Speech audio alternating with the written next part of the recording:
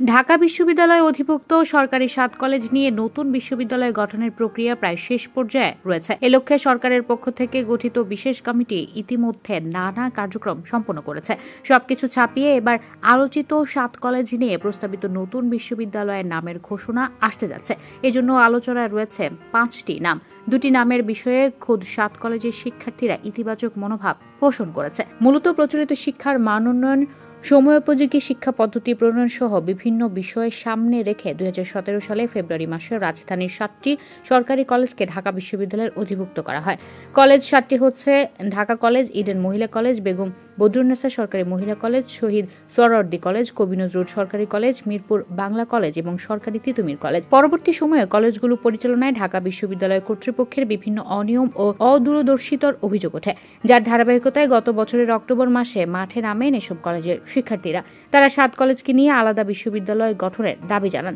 দীর্ঘ আন্দোলনের পরিপ্রেক্ষিতে সরকারের পক্ষ থেকে ডিসেম্বর মাসে গঠন করা হয় বিশেষ কমিটি। ওই কমিটির সদস্যরা দীর্ঘ 3 মাসের বেশি সময় ধরে সম্ভাব্যতা যাচাই, ক্যাম্পাস পরিদর্শন, সম্মানজনক পৃথককরণের রূপরেখা প্রণয়ন, শিক্ষক শিক্ষার্থীদের সঙ্গে বৈঠক সহ বিভিন্ন কাজ করছেন। সর্বশেষ গত 18 ফেব্রুয়ারি 7 কলেজের সমন্বয়ে একটি পূর্ণাঙ্গ বিশ্ববিদ্যালয় করার লক্ষ্যে শিক্ষক শিক্ষার্থী ও সংশ্লিষ্ট সব অংশীজনের কাছে প্রস্তাবিত বিশ্ববিদ্যালয়ের নাম আহ্বান করে বাংলাদেশ বিশ্ববিদ্যালয় মঞ্জুরি কমিশন। 7 কলেজের শিক্ষার্থীদের সঙ্গে কথা বলে জানা গেছে, সবচেয়ে বেশি সংখ্যক শিক্ষার্থী চাইছে নতুন বিশ্ববিদ্যালয়ের নাম হোক ঢাকা সেন্ট্রাল ইউনিভার্সিটি অথবা ঢাকা কেন্দ্রীয় বিশ্ববিদ্যালয়। এরপর নতুন নাম হিসেবে আলোচনায় রয়েছে বাংলাদেশ সেন্ট্রাল ইউনিভার্সিটি অথবা বাংলাদেশ কেন্দ্রীয় বিশ্ববিদ্যালয়।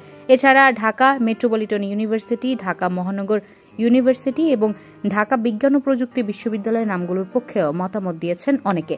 এতে আরও বলা হয়েছে, সংশ্লিষ্টদের প্রস্তাবিত নতুন বিশ্ববিদ্যালয়ের নামকরণ সংক্রান্ত বিষয়ে বিগত সভাগুলোতে উপস্থিত শিক্ষার্থীদের মধ্য থেকে নির্বাচিত টিম লিডারদের সঙ্গে এই মতবিনিময় সভা অনুষ্ঠিত হবে।